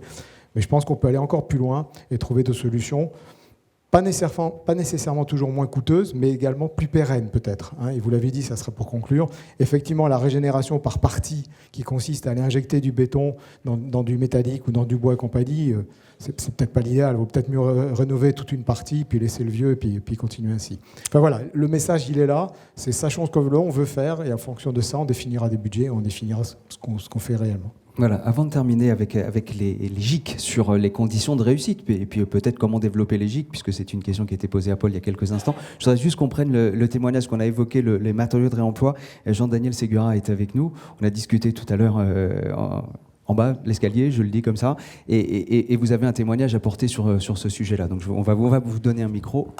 Voilà, je vous laisse quelques petites minutes pour parler de ça, et ensuite on passera à la conclusion et continuer les échanges, bien évidemment, avec vous. Oui, donc bonsoir tout le monde, Jean-Daniel Ségura. On parle avec un micro. Donc je suis un ancien de SNCF Réseau. J'ai été pendant 17-18 ans au sein de SNCF Réseau. Je ne sais plus comment il s'appelait, celui qui faisait de la poésie sans le savoir. En fait, j'ai mené à bien 17 projets, pour les avoir comptés à la fin. Avec simplement, comme on parlait tout à l'heure, simplement, je voudrais revenir un petit peu en arrière, le réemploi des matériaux, ça ne s'invente pas, ça a toujours été fait à la SNCF. Et c'est que depuis, à mon avis, que depuis qu'on a arrêté de maintenir les voies de service, qu'on a arrêté de réemployer les matériaux. Je veux dire, moi j'ai renouvelé un certain nombre de bases travaux dans le sud-est de la France. Toutes les voies que j'ai déposées sur les voies de service, c'était des anciennes voies principales. On a toujours eu ce cycle de dire, quand un matériau n'était plus bon pour rouler à 140 km/h avec 20, 30, 40, 50 000 tonnes par jour, il irait très bien sur une voie de service où les tonnages sont plus faibles et les vitesses sont plus faibles. Sauf qu'on est sorti de cette logique, je ne sais pas pourquoi. Et en fait, y revenir, ça a été compliqué. Comme toujours dans un système, quand on abandonne quelque chose, on nous demande de refournir la preuve. Voilà. Nous, on a fait ça sur la région Languedoc-Roussillon avec un certain nombre d'équipes. Et en fait, on a fait ça à une échelle suffisamment importante pour pouvoir avoir derrière une espèce de référentiel Il y a un article dans la RGCF du mois de mars 2023, si vous voulez aller le voir, il fait 18 pages et il y a en fait un petit peu le récapitulatif de tout ce qu'il est possible de faire en matière de voies de service, de bases travaux, de voies de fret et de voies de LDFT. Et voilà, ce que je voulais vous dire simplement, c'est que c'est des process qui demandent de l'investissement. Parce que pour une maîtrise d'œuvre ou une maîtrise d'ouvrage, c'est plus simple d'aller chercher un catalogue ou aujourd'hui un outil qui s'appelle Léa. Vous le dites, je renouvelle du point A au point B, et puis le Léa vous sort la liste de matériel et peut-être même qui vous commande tous les matériaux directement et vous les faites livrer empaquetés, bien comme il faut, conditionner sur une base travaux. Là, ça veut dire qu'il faut aller prospecter, dire ce type de matériel, il va aller là, mais il peut pas aller là, il peut pas aller sur un raccord d'appareil. Voilà. Et il y a un travail quand même, c'est un investissement qui doit être fait par les acteurs des projets. Alors moi, je parle en tant qu'ancien maître d'œuvre SNCF. Les gens n'ont pas forcément envie de se prendre la tête et ils allaient plutôt à la simplicité. Maintenant, quand on est dans des systèmes où en fait on manque d'argent et on manque de moyens, et pour sauver des lignes, je pense qu'il faut essayer de revenir vers ces systèmes-là. J'avais deux, trois points, c'est de dire à la SNCF c'était compliqué, la DG2I qui vise toujours le 20 sur 20, de leur faire comprendre qu'une LDFT qui est à 8 sur 20, quand vous la ramenez à 14, ça va tenir 40 ans. Mais eux, ils ne voient que le 20 sur 20. Et c'était compliqué de leur dire bon, on va cribler ce ballast, on va pas le remettre comme du neuf, on va enlever 60-70% des fines et on va lui donner en fait encore suffisamment de vie pour tenir encore 30-40 ans, parce que sur une LDFT, il n'y a pas assez d'effets dynamiques pour que le ballast s'use. Le ballast, il va se colmater par les effets des éléments extérieurs qui font les feuilles d'arbre, la poussière, le vent. Mais ça, les gens n'arrivent pas à l'intégrer parce que dans leur imaginaire, on enlève et on remet du neuf. Et je pense qu'il y a un problème de société aussi, puisque depuis les années 80, on aime la modernité, le neuf. Et le vieux, pendant longtemps, ça a été... on est dans l'imaginaire collectif. C'est ringard, c'est pas bien. Et seul le neuf nous permet de préserver l'avenir. Oui, mais là, pour le coup, on est plutôt sur une tendance aujourd'hui, enfin, je pense sociétale, du renouvellement. Donc, je pense on est y sur revient, mais il n'empêche que dans l'état d'esprit collectif, c'est difficile de revenir en arrière. Voilà un petit peu ce que je peux vous donner comme... voilà. Merci beaucoup. Est-ce qu'il y a des questions justement sur ce qu'on a évoqué en termes de matériaux de remploi? Ah bah oui, Claire veut réintervenir. Il n'y a plus de micro. Je vous donne. Merci. Je vais intervenir sur plusieurs choses. DG2I veut le 20 sur 20, on est d'accord, on y travaille, parce que donc, je fais partie de DG2I et je les challenge tous les jours pour arrêter ça. Et en 2025, on va normalement réussir à sortir un référentiel sur des premières pièces de réemploi qu'on a à la recyclerie de Beaune. Donc ça, c'est le premier sujet. Donc on arrive à avancer. Je voudrais aussi réintervenir sur ce que vous avez dit au niveau des pièces de réemploi, que c'est pour vous difficile, de ce que je comprends, de les récupérer. Donc je pense qu'il y a un travail à faire ensemble. On ne se connaît pas aujourd'hui, mais peut-être que demain, on se connaîtra, et je l'espère, pour pouvoir travailler. En fait, ce qu'il faut comprendre, c'est que donc, mon service, le pôle économie circulaire de DG2I, c'est nous qui mettons en place en fait, toute la stratégie économie circulaire de SNCF Réseau. Et notre première volonté, c'est de faire du réemploi et pas du recyclage.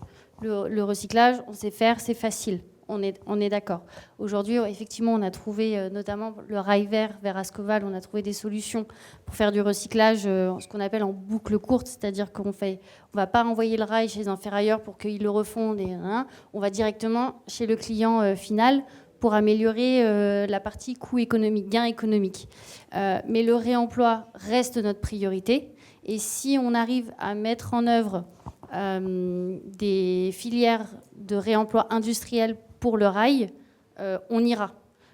Aujourd'hui, on a réussi à le faire pour le ballast. Le rail, c'est plus compliqué. Je reviens sur DG2I qui veut le 20 sur 20. Il y a quand même beaucoup de responsables techniques qui sont très frileux sur le rail. C'est un élément de sécurité de la voie. Voilà. Nous, on en mange des kilomètres en fait, pour faire rouler nos tunneliers. Ouais. Voilà. Donc, non, mais voilà, moi, il n'y a pas d'incidence. Exactement. Et en fait, c'est là où on a besoin de travailler plus avec vous pour connaître en fait les produits que vous utilisez dans votre quotidien, qui sont beaucoup moins sécuritaires que ce que nous on voit aujourd'hui en interne. Et c'est pour ça que quand on a ouvert le site internet en 2022, la première chose, c'était un site qui existait déjà au sein de SNCF en interne pour la bureautique. Et en fait, la première chose que j'ai demandé, c'est on l'ouvre à l'externe. Vous faites ce que vous voulez, mais on l'ouvre à l'externe. Parce que c'est pas en restant en interne, entre nous, qu'on va réussir à faire du réemploi et qu'on va réussir à faire des filières industrielles. Et c'est ça l'enjeu de demain pour nous. En préparant l'intervention, j'ai vu pas plus tard que ce matin sur le site corporate d'SNCF Réseau qu'il n'y avait que 5% seulement du rail qui était réemployé. 7%, ouais. 7% ouais, maintenant, c'était 2023, donc en effet c'est très peu. C'est très très peu, on est d'accord, on n'est pas bon là-dessus. Voilà, vous n'êtes pas bon, on a des besoins, donc il faut qu'on Voilà, se parle. Et en fait c'est pour ça que lors de mon intervention, j'ai dit dites-nous ce dont vous avez besoin, parce qu'en fait, plus on aura des clients qui nous disent on a besoin de ça à telle date, en telle quantité, plus nous on pourra dire les volumes sont suffisants pour y aller. En fait, aujourd'hui, j'ai pas assez de demandes. En fait, par exemple, à la recyclerie de Beaune, j'ai à peu près 2000 références, j'en ai 800 qui tournent. Donc j'en ai 1200 qui ne tournent pas. Ça fait à peu près 4 ans qu'on a ouvert. Il y a des produits qui, les 3 premières années, n'ont pas tourné. Et d'un coup, elles ont tourné. Pourquoi ? Parce qu'on a trouvé le bon client qui est arrivé. Donc aujourd'hui, je continue à stocker, même si on me demande parfois de déstocker. Donc je tiens bon et je dis non, on stocke au cas où on est le client qui arrive. Mais au bout d'un moment, il faudra que je finisse aussi par malheureusement jeter. Mais voilà, donc on travaille sur aussi un aspect commercial pour pouvoir faire connaître. Et c'est pour ça que je suis là aujourd'hui, pour faire connaître notre activité à l'externe. Mais pour l'instant, on n'est pas encore assez connu. Voilà. Mais on cherche à y contribuer, bien entendu, aujourd'hui. Monsieur, je crois que vous aviez une question. Oui, je voulais faire un commentaire et poser une question. Le commentaire, c'est que je suis très heureux d'entendre SNCF Réseau dire qu'il privilégie le réemploi par rapport au recyclage. Je n'ai pas en tête la communication dans les 3 dernières années, mais l'impression générale des sites que je regarde de temps en temps, c'est l'inverse. C'est que le SNCF Réseau se vantait de recycler, pas de réemployer. Deuxièmement, on est sur des produits qui durent la vie des rats. Exemple simple, il y a toute une partie de la France où il y a des rails à double champignon. Il est clair que si on ne les stocke pas, on n'aura plus jamais, personne ne fera évidemment des rails à double champignon. Et la durée de vie d'un rail à double champignon stocké proprement, elle est infinie. Donc il crève les yeux, même si il y a eu des bruits démentis depuis qu'il fallait éradiquer les rails à double champignon, mais il paraît que ce n'est pas le cas. il est évident, je prends le rail à double champignon, c'est peut-être pas un bon exemple, il est évident qu'il y a des produits dont la seule solution intelligente, c'est de les stocker sans savoir quand et où ça va servir. Simplement, tant qu'il y aura 3 ou 4 000 km de voies avec des rails à double champignon, il est criminel de faire fondre des rails à double champignon. Il faut les garder. Alors, ça a des conséquences financières, ça a des tas de conséquences, mais il faut partir à l'endroit et pas à l'envers. Il ne faut pas dire l'objectif est de recycler et éventuellement de réemployer. Il faut dire l'objectif, c'est d'avoir la capacité de maintenir en état les lignes telles que le bon Dieu nous les a données.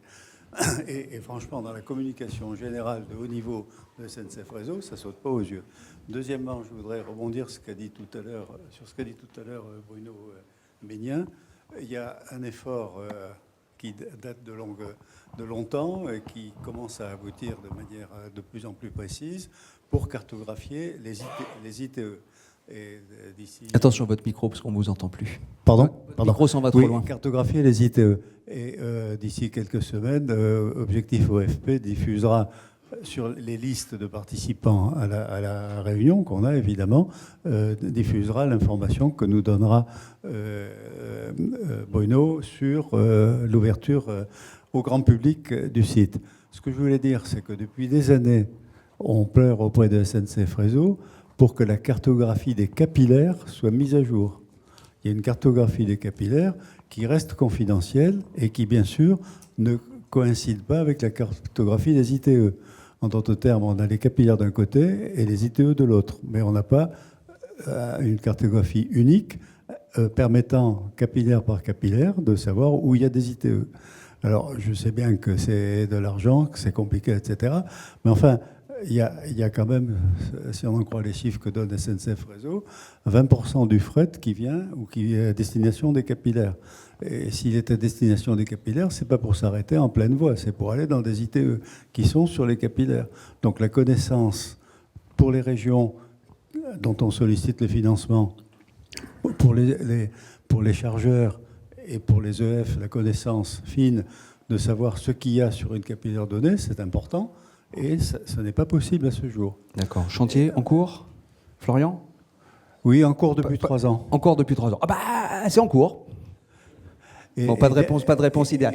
Non, mais ce que je voudrais pas qu'on soit concentré que sur SNCF Réseau, puisqu'on est en train de parler des GIC, si vous me permettez. Et ensuite, j'ai quand même 2 sujets innovation également à passer. Je voudrais juste qu'on termine peut-être avec vous tous les 3 sur les conditions de réussite. On comprend bien que le marché peut encore évoluer évidemment sur les GIC, mais les conditions de réussite pour vous et pour réussir à maintenir et à exploiter, peut-être à terme, Olivier Depré, dans les meilleures conditions possibles. Alors, les conditions de réussite, vous en avez devant vous, puisqu'il y a aujourd'hui 3 acteurs en France qui sont titulaires d'un contrat GIC, peut-être un 4e un jour. Je ne le souhaite pas, mais peut-être. En tout cas, on démontre notre savoir-faire technique, on démontre notre pertinence économique et on démontre le respect des règles de sécurité. Parce que je vous rappelle quand même que pour être titulaire d'un GIC, il faut être titulaire d'un agrément de sécurité délivré par le PSF. Donc ça, on réunit ces 3 conditions déjà aujourd'hui. Donc, alléluia, bonne nouvelle. Ensuite, depuis 2018 et les premiers contrats GIC qui ont été passés, à ma connaissance, ils sont tous encore en cours. Voire, ils ont été renouvelés, voire, il y en a certains, trop rares à mon goût, nouveaux, qui sont arrivés sur le marché. Donc aujourd'hui, il y a une relative dynamique autour du sujet. Encore une fois, moi je trouve que c'est pas assez. 25% des voies capillaires fret sont aujourd'hui sous contrat GIC.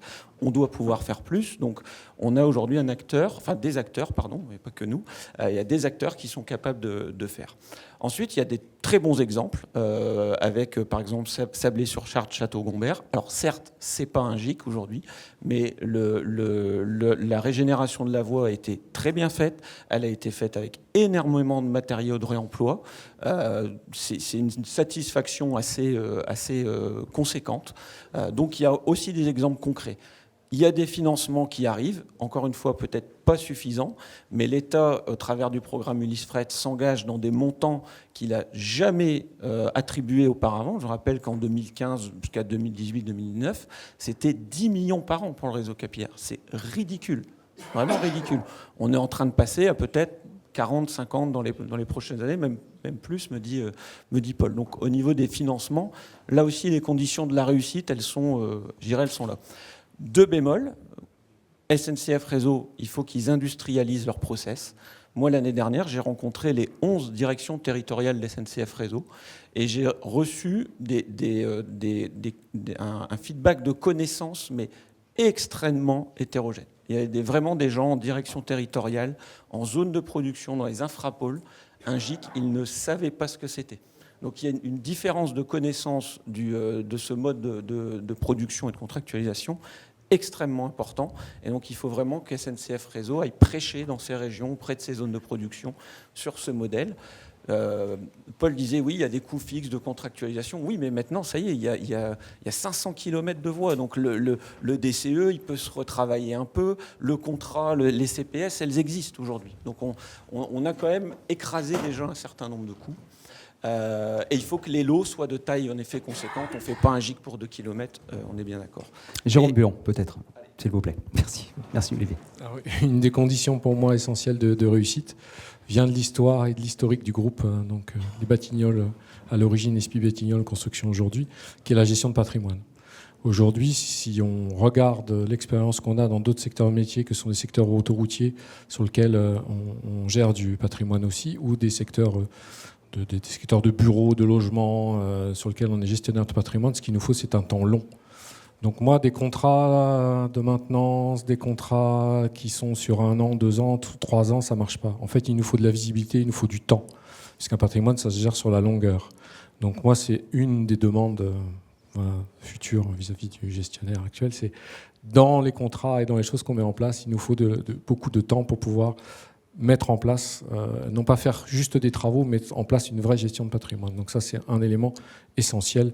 Toutes les autres conditions de réussite ont déjà été nommées. Voilà, et elles s'additionnent. Julien Gobdan. Je crois que tout a été dit en fait. Les conditions, voilà, la taille, c'est quelque chose d'important, et la durée, bien sûr. Voilà, il est clair que je rejoins mon collègue. Il est clair qu'on a besoin, d'asseoir une politique de maintenance, et les clients ont besoin de voir notre performance.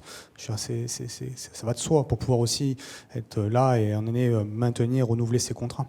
Donc voilà, je pense que tout a été dit sur les conditions de réussite. Après, nous, côté Sphéris, on voit bien qu'il y a quand même une dynamique qui est en train de s'inscrire. Il y en a qui sont devant, il y a des régions qui sont devant, il y en a qui sont... Voilà. Mais c'est en train de suivre. C'est en train de suivre à une vitesse grand V, et je pense que des systèmes réglementaires un peu plus souples pour des modèles qui en ont besoin, avec des particularités, permettent facilement aussi de réduire ces coûts. Donc c'est un ensemble qui est en train de bouger, et je pense que nous, on est au rendez-vous, et on espère l'être encore de longues années. Allez, on se donne peut-être le temps juste, peut-être d'une ou deux questions sur les GIC plutôt, vraiment, pour le coup on ne revient pas sur les matériaux de réemploi, mais peut-être sur le modèle GIC, sur le mode de fonctionnement, sur ce qu'on vient d'évoquer à l'instant. Oui, monsieur. Oui, bonjour, Julien Rubillard pour GIC Socorail. Juste une remarque en fait. Un exemple très concret, on a des tempêtes qui sont passées il y a peu de temps.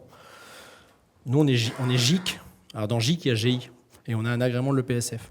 Aujourd'hui, Réseau, qui est un GI également, à part entière, qui a son propre SGS, définit sa politique de sécurité et dit, par rapport à ces tempêtes, je vais mettre en place tel type de tournée ou modifier mes tournées, etc., pour intervenir. Nous sommes GI. Hier, on est en réunion, on nous dit, maintenant, pour toute annonce de tempête ou quoi que ce soit, votre donneur d'ordre, SNCF Réseau, qui est le GI, donc au-dessus d'un GIC, il y a un GI. Et en fait, c'est un peu ça le sujet, c'est qu'on a quand même attention à pas trop empiler les strates. Et on nous dit, du coup, aujourd'hui, dès qu'il y aura des annonces de tempête, des choses comme ça, merci de respecter ce que votre donneur d'ordre GI vous demande. Donc en fait, on a notre SGS, on a notre responsabilité, on s'engage, on répond souvent à l'EPSF, et en même temps, on vient rajouter une strate SNCF Réseau. Voilà. Je pense que ça aussi, c'est des sujets, si on veut aujourd'hui libérer de l'énergie pour les GIC, il faut leur faire confiance. Et vous inquiétez pas, en termes de contrôle, vous en faites, et le PSF en font plus qu'il n'en faut. Merci pour le témoignage. Monsieur.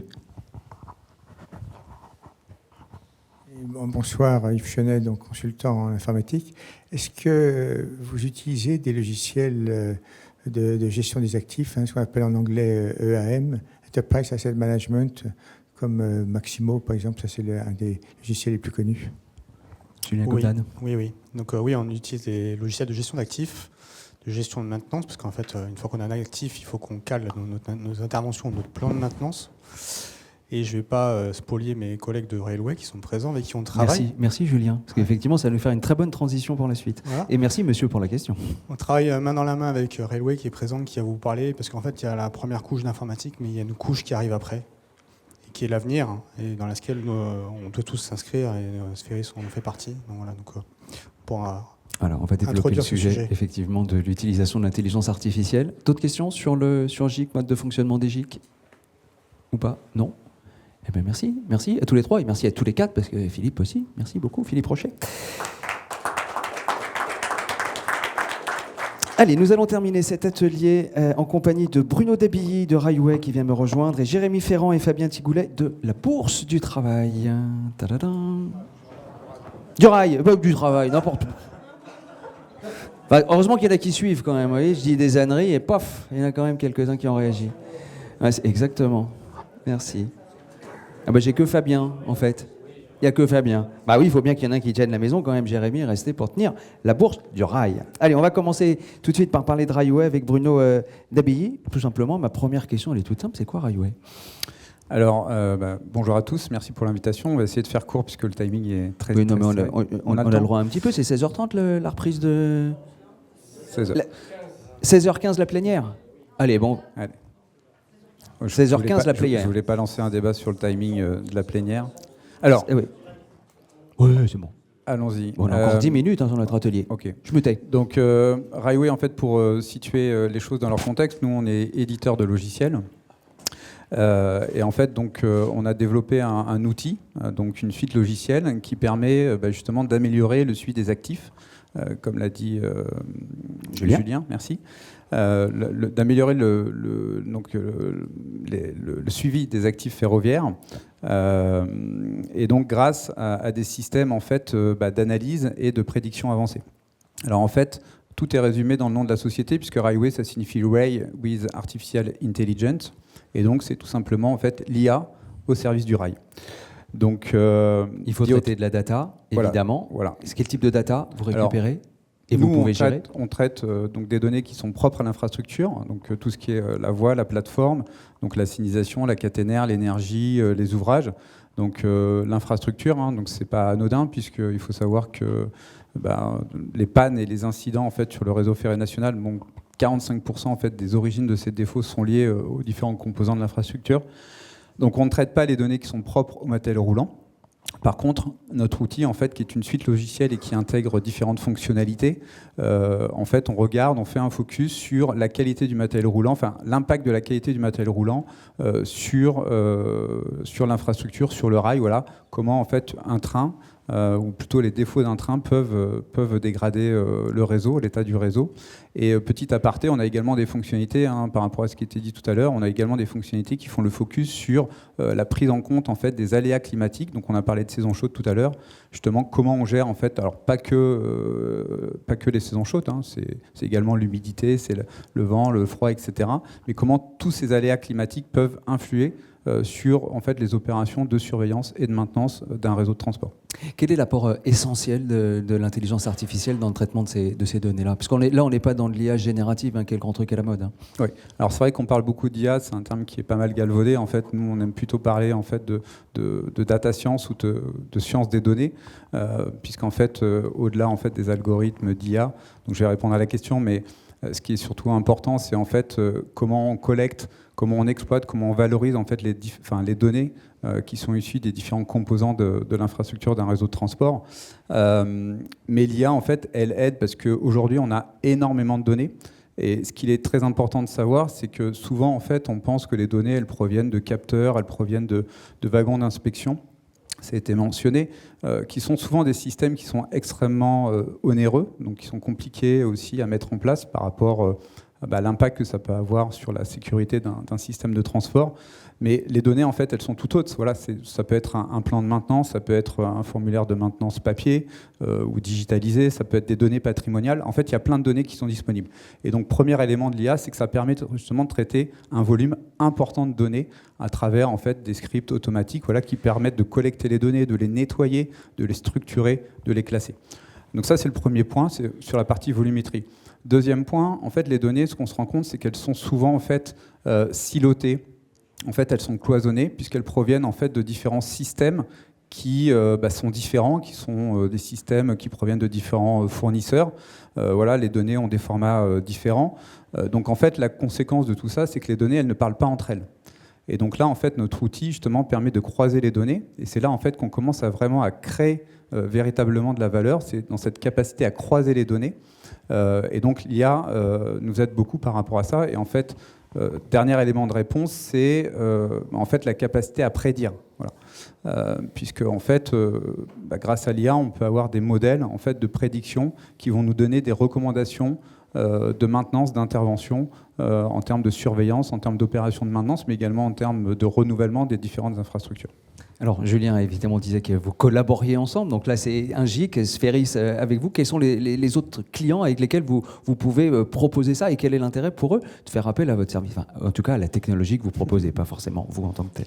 Alors, notre objectif, effectivement, alors il y a plusieurs éléments de réponse par rapport à la typologie en fait, des partenaires ou des clients. Donc, les gestionnaires d'infrastructures en font évidemment partie. Donc, en fait, ce sont les gestionnaires de transport, de réseaux de transport en fait, guidés par rail. Donc, on parle évidemment de ferroviaire lourd, mais on parle également de réseaux de transport public urbain, donc tout ce qui est métro, tramway. On parle également de sites industriels, donc on en a parlé, l'importance d'être embranché au RFN. Donc ça, c'est la première typologie. Et ce qui est très important, en fait, c'est ce qu'on propose par rapport à... quelle est notre proposition de valeur vis-à-vis de ces GI. En fait, notre objectif, c'est vraiment en fait, de leur fournir en fait, une vision complète, une vision globale en fait, de l'état de leur patrimoine. Voilà, de l'état réel même, j'ai envie de dire, de leur patrimoine et de son évolution dans le temps. Voilà, et de les aider en fait, dans leur prise de décision. Railway, c'est avant tout un outil, logiciel certes, mais un outil d'aide à la décision pour les gestionnaires d'infrastructures ferroviaires. Et pour terminer ma réponse et passer la main, on a également d'autres typologies de clients, évidemment, que les GI. On a les AOM, les autorités organisatrices de la mobilité, donc notamment les régions, qui, on le sait, ont déjà repris pour certaines ou vont reprendre en fait en direct la gestion de certaines lignes régionales. Donc c'est le cas en Occitanie.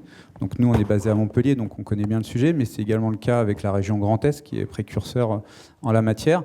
Et puis dernier élément aussi, on collabore beaucoup avec les fabricants de capteurs, enfin les fabricants de systèmes de captation de données au sens large, puisqu'en fait ils ont leurs propres interfaces, mais qui ne rend pas la donnée intelligente. Donc justement, ils font appel à nous pour pouvoir justement mettre cette donnée, enfin rendre la donnée plus intelligente et surtout la mettre au service du bien commun. Voilà. Alors j'imagine évidemment que votre présentation va susciter des questions, des interrogations. On les prendra dans quelques instants. On va finir les présentations avec Fabien Tigoulette, donc de la Bourse du Rail et non pas du Travail. C'est quoi cette Bourse du Rail? Bourse du Rail, effectivement. Merci de nous recevoir. Bonjour à tous. La Bourse du Rail a été lancée cette année. Donc c'est un outil numérique à la disposition des acteurs du ferroviaire, plus précisément une plateforme qui a pour objectif de faciliter la mise en relation des acteurs et d'optimiser les ressources ferroviaires. Donc c'est assez large, c'est assez vaste et ça s'adresse vraiment au sens large à tous les acteurs. Alors c'est une plateforme qui propose différents services. C'est quoi les services différents que vous proposez? Il y en a qui sont déjà en place, il y en a qui sont à venir. Effectivement, aujourd'hui, elle est articulée en 5 bourses. La bourse au service, sur laquelle vous pouvez exprimer des besoins en prestation de services.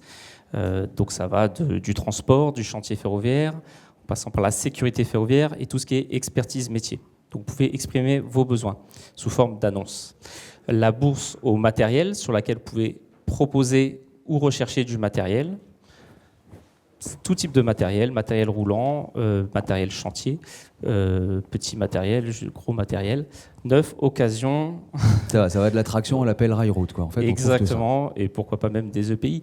L'idée, c'est de mettre un outil à disposition, encore une fois, donc tous les acteurs du ferroviaire sont bienvenus dessus. La troisième bourse, c'est la bourse à l'emploi, qui est 100% gratuite et inintéressée. Je vous parlerai peut-être un peu plus tard du mode de fonctionnement, mais la bourse à l'emploi, vous pouvez lancer vos offres, si tant est que vous avez un compte sur la Bourse du Rail, et proposer vos offres d'emploi dessus. La bourse à la formation vous permet de rechercher des formations ou de proposer de la formation. L'objectif, bien sûr, est d'optimiser les places restantes sur vos modules ou trouver des formateurs. Aujourd'hui, c'est près de 200 entreprises qui sont c'est ça, on sur est la à bourse.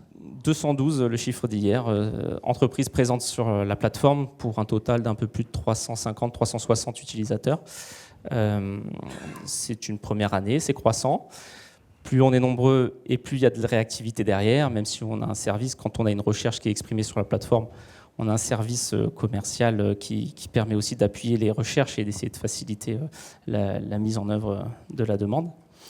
Et la dernière bourse dont je n'ai pas parlé, c'était la bourse à la logistique. Justement, la bourse à la logistique vous permet de proposer vos voies, ITE et pourquoi pas voies de service si vous en détenez, afin d'optimiser leur taux d'utilisation. Donc c'est sous forme de calendrier géré, ce qui existe aussi sur le matériel, qui vous permet de définir un calendrier pour une voie donnée et définir les dates de disponibilité dessus. L'objectif, comme je le redisais tout à l'heure, c'est d'optimiser les ressources existantes sur le domaine du ferroviaire. Donc vous pouvez rechercher ou proposer des voies. Voilà. Ça, c'est l'existant. Et puis on fait juste deux petits mots sur 2025. Les projets pour le premier trimestre 2025 sont d'abord la bourse à la maintenance. La bourse à la maintenance, elle permettra de rechercher de la maintenance mobile, que ce soit sur du matériel roulant ou sur de l'infrastructure, et aussi sous la forme du calendrier géré, de pouvoir déclarer des disponibilités et des places qui seraient libres en atelier. Voilà. Merci. Et fin d'année, pardon. Et fin d'année, bien sûr, et fin d'année 2025. C'est plus lointain, c'est plus abstrait, mais le nom de Bourse du Rail ne va pas s'en rappeler peut-être. Une bourse un peu plus connue dans le domaine du routier, donc on est beaucoup sollicité là-dessus. Encore une fois, on met un outil à disposition des acteurs. Donc au vu des demandes, on lancera courant 2025 une bourse capacitaire qui permettra de définir les disponibilités sur les trains en circulation ou les disponibilités en caisse mobile sur des wagons à plateau qui seraient libres, ma foi. Allez, on se donne 5 minutes, parce qu'après, comme ça, vous descendrez rapidement les escaliers, en faisant attention, bien évidemment. Je voudrais quand même pas qu'il vous arrive un accident. Mais s'il y a des questions rapides, synthétiques, et réponses idem.